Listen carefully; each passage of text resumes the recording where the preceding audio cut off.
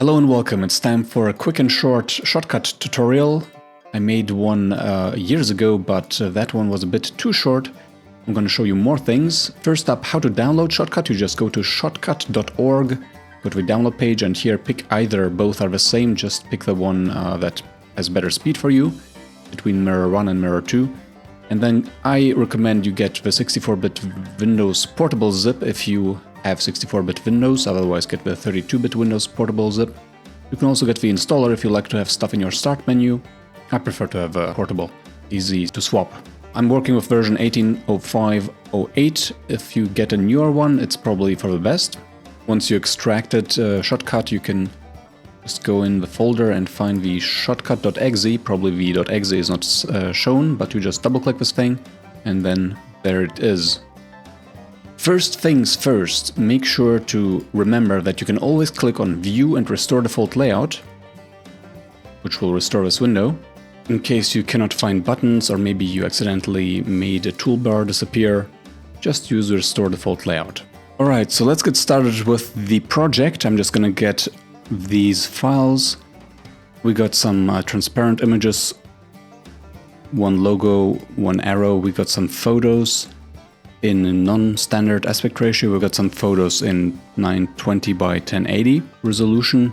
We got 2 music tracks and a total of 6 videos. We're just going to use 2 of these. And the first thing we're going to do is just add a video. So while we are in this default view of Shotcut, we can just drag a video to the source view. We can pause it with space.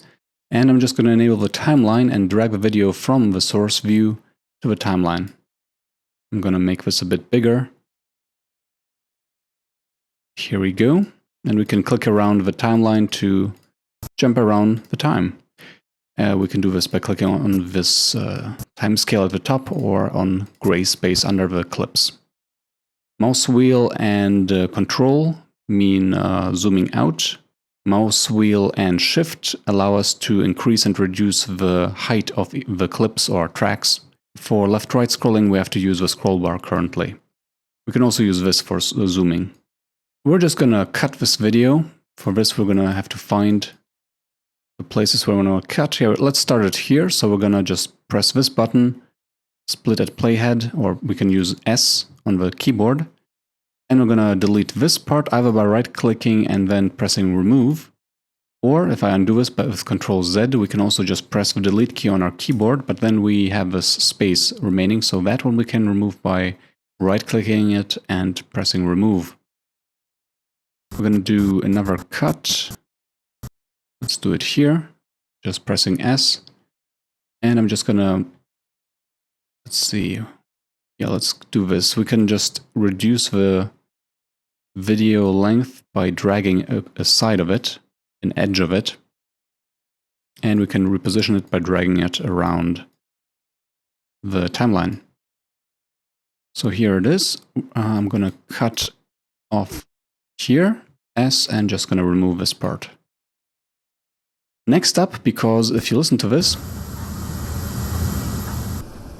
it's just noise basically. I want to get rid of that. Next up, we're going to add some music. So let's drag in, let's go for music folk. And alright, and just drag it to the timeline. Alright, I dragged it to the right side here. And I forgot, I first have to add tracks for the music, so I'm just going to press this icon, or I can right-click in this area and press Add Audio Track. I can also use Ctrl U, but I'm just going to use this menu. And now I can drag this audio clip, to the audio track. And just let's listen in. Oh, that sounds horrible. I want to mute these clips, and I can do that individually. For example, by clicking on one of the clips and then going to Filters and adding a filter, pressing the audio icon, and then going to the gain/volume filter. And here I can just set it to an extremely low level. -50 seems to be the max you can do. But it works. An alternative solution to muting each clip, because here the noise comes back, an alternative solution is to just mute the entire video track in this case. So we can just press mute the mute icon, and everything is muted. No more noise. This music is way too loud though, so I'm going to add the audio gain/volume filter, and I'm going to reduce this by minus, let's go for, 16. Alright, quite low, this is good. Now, there is no way to split audio from the video file in Shotcut, I believe, so far. If you wanted to manipulate the video and the audio independently, you would have to create a new audio track and just copy this clip.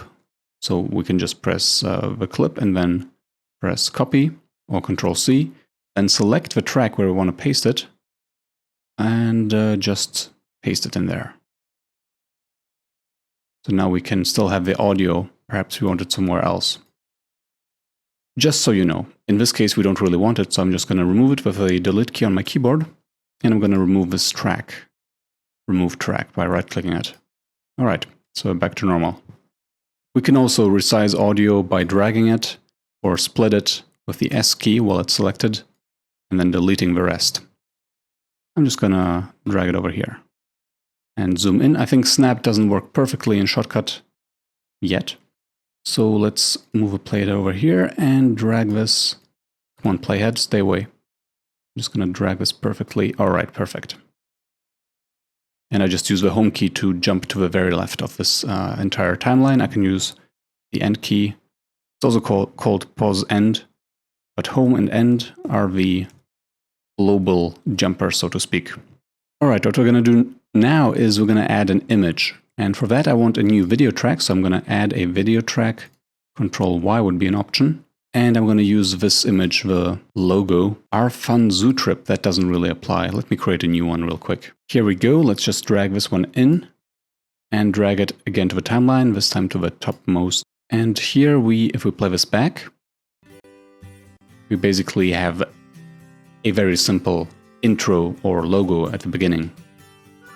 Now to make it a little nicer, we're going to actually fade this in and then fade out. For this, we're going to click on the clip, zoom in a little, and we're going to go to filters, which are still open here in case you didn't try it out yet or jumped ahead in the video. You can press filters up here and then just add one. And we're going to click on the video tab down here. And what we want is the fade in video filter. All right, let's check it out real quick. All right, as you can see, there's a black color instead of transparency. To enable the transparency, we've got to hit this check mark currently. And now it works as you probably would want it to be. And we can do the same for the outro, well, the end part of the intro. So let's just hit plus again, and this time we're going to hit fade out video. We can reduce the duration over here, or we can use these things, these circles, to drag the duration around. So let's reduce both fade in and fade out time and try it out again. Forgot to set. Wait a second, why is audio enabled? Let's get rid of the audio. How did that happen? Anyways, oh yeah, I think by dragging these we automatically add audio fades. So that's weird. Whatever. I forgot to hit this switch, this checkbox, so now it works here and here. Alright, perfect. We're going to animate this a bit later. For now, we're going to just save a project. For this, use the Save button or go to File, Save. This does not create a new video. This will create a small file which contains the information about our timeline. It knows that we used this image on video track 2. It has these two filters, and then there's this video, which we have split at certain time codes and then moved them around. Same with the audio, and the audio has this filter, etc., etc., and this track is muted. These informations are stored in a small XML file. .mlt is the ending for Shotcut. And yeah, you can just return to editing your project as long as the files are still around where you left them. And if you move them, you can afterwards correct that. Just tell Shotcut where the files are if you moved the source files. Anyways, we're going to create the save file. which is not an exported video, or some people call exported videos downloads, uploads, renders. It's a saved project file. So let's hit save. And here we're going to give it a name, leave.mlt at the end, and we're just going to call it subtotux. All right, here we have a confirmation, and if we look at this file is 8 kilobytes in size, a little more than that.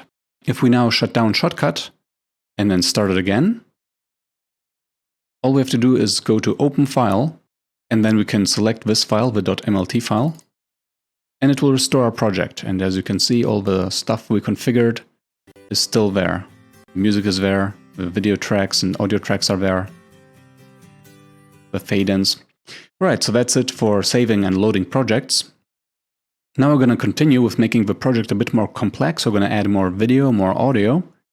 So let's go on with that. We're just going to add one more video track.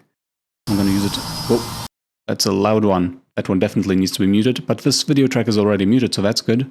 We're going to remove this empty space, and we're going to add another music track. So this was folk. Let's add music country.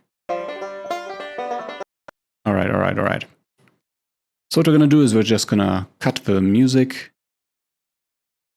Let's see, I think here is good and there is good. I'm going to remove this part. I think if we remove this, look at this area. If we remove this, okay, never mind. It's actually no problem at all. If there is a setting which would ripple remove everything on other tracks as well, which is, I think, where is it? Ripple all tracks. So if we go to ripple all tracks and then hit remove, then it will also remove everything above it and below it. But yeah, let's for now leave it off.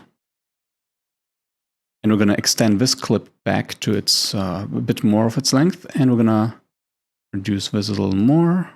There we go. So what I want to do now is I want to crossfade between these clips. And this is rather easy. I'm going to actually start over here, because there's a jump cut. As you can see, we can just drag this on top of the other clip, and it will automatically crossfade.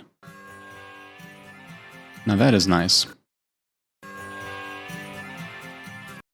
And what you can also do is you can click on this crossfade area, and you can modify the transition. Now let's see, where are the transitions? All right, you don't get a separate transition tab, you have to go to Properties. And in Properties of a transition, you can modify which one it is. This one is a dissolve crossfade transition, as I like to call it. You can also have, for example, a horizontal bar, and it can have a certain softness. So we're going into Star Wars terrain with this, which is fine. There we go. And I made a whole video where I show off all the transitions that exist in Shotcut, so check that one out if you're interested. We're just going to go with this one. All right, and now we're going to do the same with this. We first need to remove this space between the clips before we can do this. So now, there we go. I think I'm going to leave this one as a... Whoa, that's loud. I'm going to leave this as a crossfade, a dissolve transition, but now we have to take care of the music. First of all, we're going to align. Let's move over here, zoom in a little. Zoom is a bit weird. We're going to align this with the video tracks, with the video clips, I mean. All right. And we're going to move this over here as well, and we're going to make them crossfade as well. But before we do this, actually, let's reduce the volume of this one, because that's quite annoying. So let's also... Oh yeah, and now I can show you a cool function in Shotcut. You can just copy filters. So let's go to this clip, which already has the gain volume filter. Just going to hit this icon, copy the filter, and going to click the new music track, the new music clip, and add the paste. Press the paste button. And now it gets the same filter with the same settings. Accidentally zoomed out there, but let's try it out. All right, so they don't crossfade quite yet, but they do already share the same volume. Just going to save this and drag it over here. And it also gets a crossfade. Let's see if the volume... So the volume did not get taken over, so we might have to manually reapply it. Let's try it out.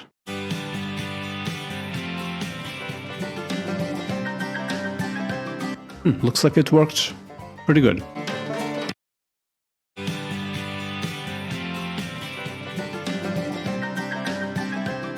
And I don't think any of these make any difference when it comes to audio transitions.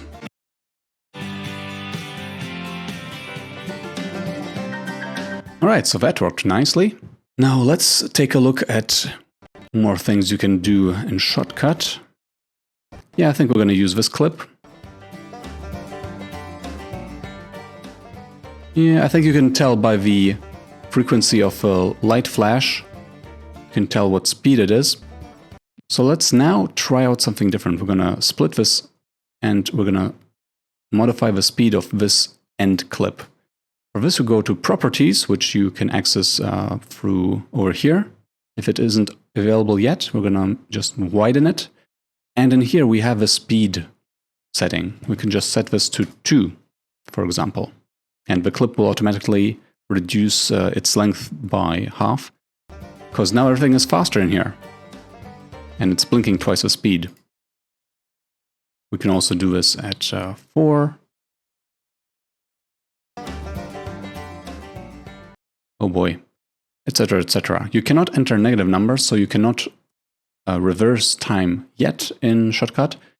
But what you can do is you can make use numbers that are less than 1, for example 0.5, and then it will have twice the duration and it will just be slowed down.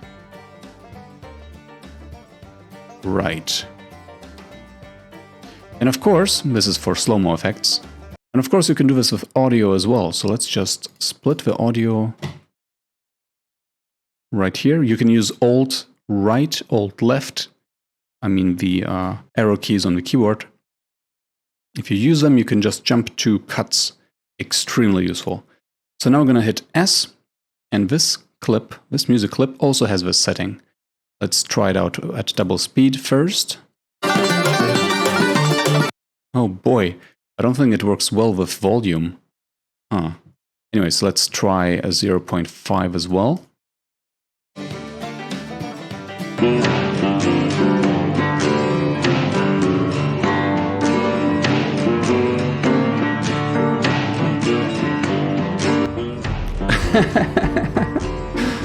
That's pretty cool. It doesn't seem to be working with volume filters quite yet, unfortunately. We're going to try out if a workaround works. What we're going to do is we're going to go to filters, copy this filter. All right, click on this track. All right, now we have a track A1 and we can paste it in here. Let's see, it probably makes all the other clips now half as loud. I'm using space to playback, by the way. Come on now. Yeah, very quiet.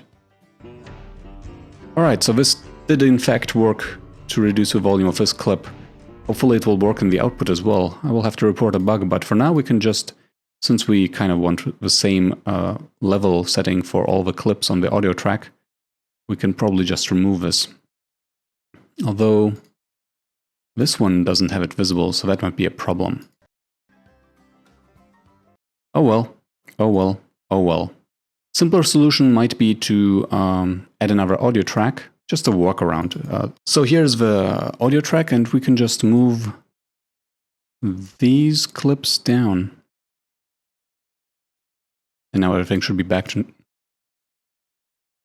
What the? What the? Unexpected stuff going on. Alright, seems to be working fine now.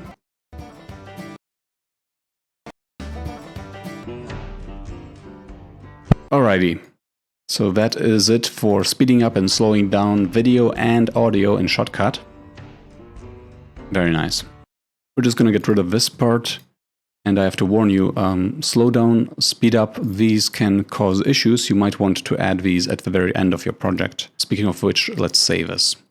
Alright, it's time for some video effects. Let's actually remove these transitions as well.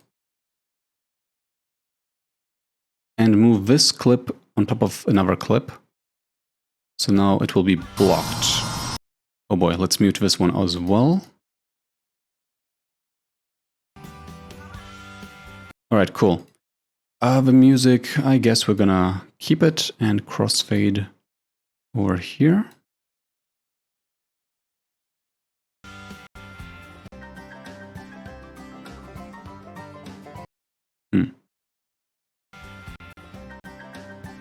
Alright, slightly glitchy, but that's okay. You can also try using the GPU processing setting, which I recommend you only enable at the beginning of a project. Unfortunately, projects are not compatible with each other. So if you start a project with GPU processing, then you usually have to end it in that. Maybe that'll be changed in the future. It's an experimental feature, but you can make playback of video faster in Shotcut if you have issues, if it's very laggy. And there are also alternatives like creating edit-friendly versions of video material. I have a whole video showing you how to do that, so just check the description if you need help with the performance of Shotcut. I made many videos about that topic. Alright, so what we're going to do now is we're going to play around with filters so that we can see both this video clip and this video clip at the same time. And for this, we're going to click on the one at the top. And we're going to go to Filters, and we're going to go to Add a Filter, and we're going to click to the Video tab, and we're going to use the Crop filter. And let's see, on the left, we can cut off, yeah, we can just drag this, and it will be 920, so we have to manually calculate the difference. 192 divided by 2 is 960. 1920. Okay. And we don't want it centered, but it unfortunately is centered automatically, which is weird. But we can fix that. Size and position. Let's use that one. And okay, so now it's on the left. That's interesting. Let's just set this to 960. And now we're done. So now we have the left side of this clip there and the right side of this clip on the right. Let's do this again. Yeah, so this is useful for some applications, comparison videos, for example. You record the same scene with two different cameras, for example, if you want to show like which camera is better. Since we're already in the size and position filter, yeah, we have to show you some more of it. Let's actually get rid of the crop. We can just disable it or remove it completely. And we're going to reset this to 0. But we can modify the size here as well. We're going to actually go for half. This is 540. All right, and we can just drag it by this center ball into one of the corners. Let's go for top left. So here we go. We can also resize it by these corners. Very useful. But the most amazing thing about this is we can animate this. We can make this move around the screen. So let's just do that. And for this, we need to use the brand new keyframes feature. We have to open this thing. And there are tabs down at the very bottom here. What we're going to do is we're going to drag the keyframes out. So we have two timelines, so to speak, next to one another. So here's the timeline and here's the keyframe timeline. And what we're going to do is we're just going to drag these circles, and automatically there's a preset which drags it from the very left to the very right. Oh, that's not what I expected actually. Interesting, it must be reacting differently depending on what kind of settings you already made. So what we're going to do instead is we're going to manually modify the start, mid, and end position or situation, you know, the properties of this filter. So we're going to first set all the sizes to... Do we actually want this? No, never mind that. We want these sizes, 9391. Let's just copy it to all 391. Okay, this, I just messed this up. Let's just remove the filter and add it again, size and position. Here we go. We're gonna just scale it down to... we're just gonna use these. Okay, and we're gonna try to drag it from one corner to the other, so this will be our end position. And now we're gonna use these things that we can drag, and we're going to jump to the very first frame. And here we're going to have to resize it again. And this is pretty much a good start. So now it will travel from this to this position. To play this back, you can see it moving around.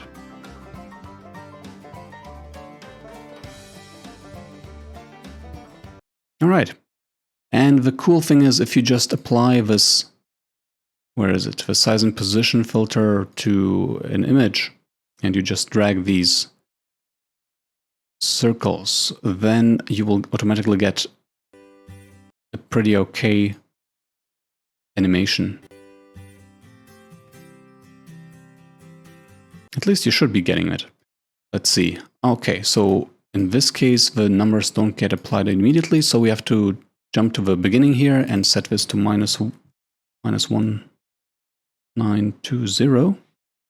And if we play this back now, you can see it fade in.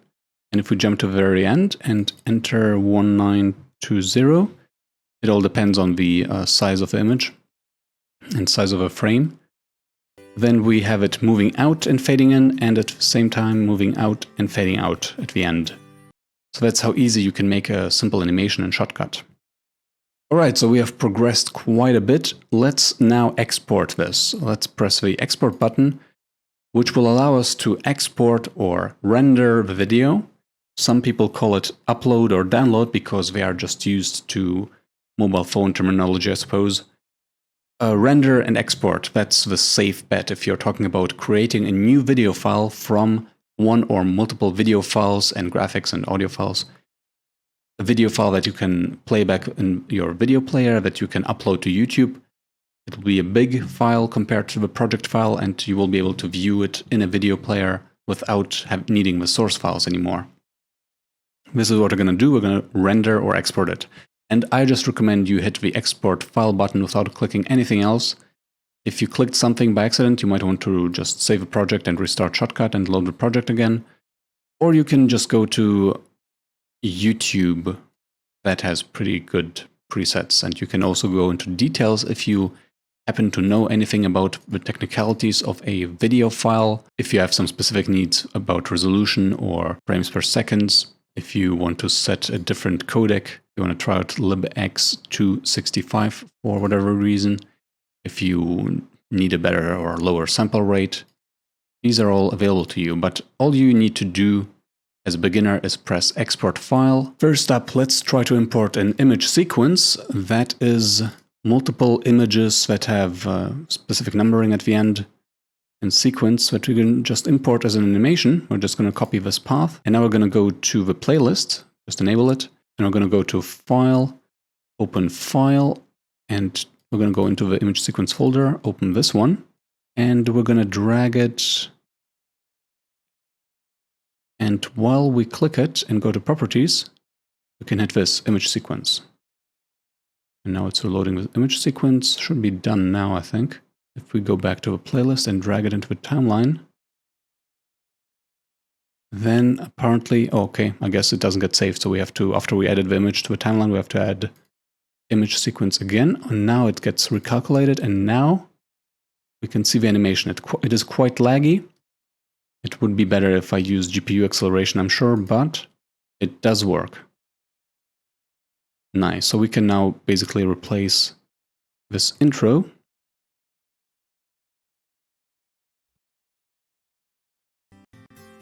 Alrighty, so that's how that works. And the last big thing I want to show you is how to handle image sequences, slideshows. And for that we have these 6 photos, which I'm just going to save a project, and I'm going to add these to the playlist. We can just drag them over here. Alright, there they are. 6 new photos, and now we're going to just add these 3.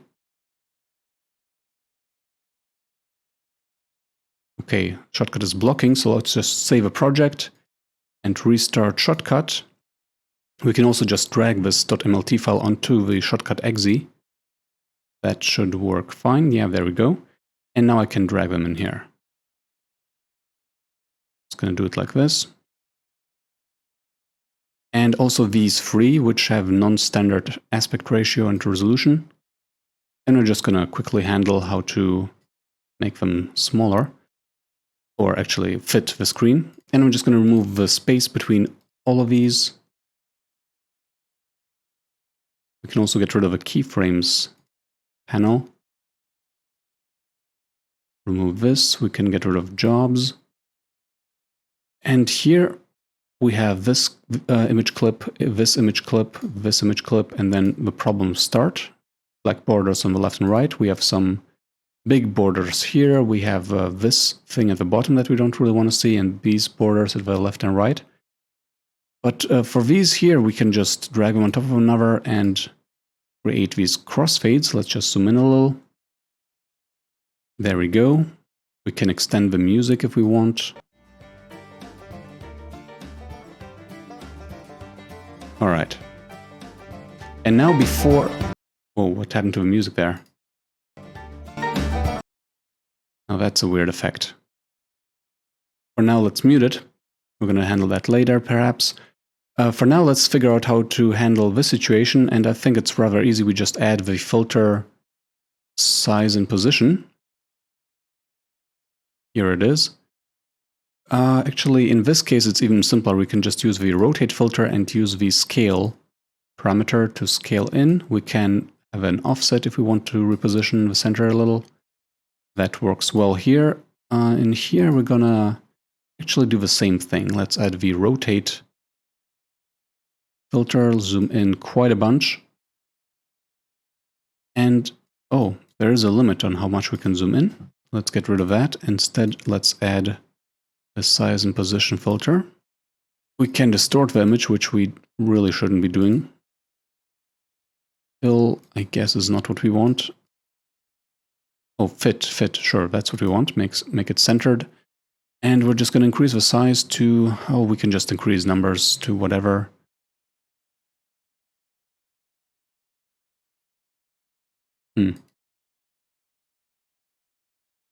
Actually, we can't. But if we play around with these values, we can at some point find a position again.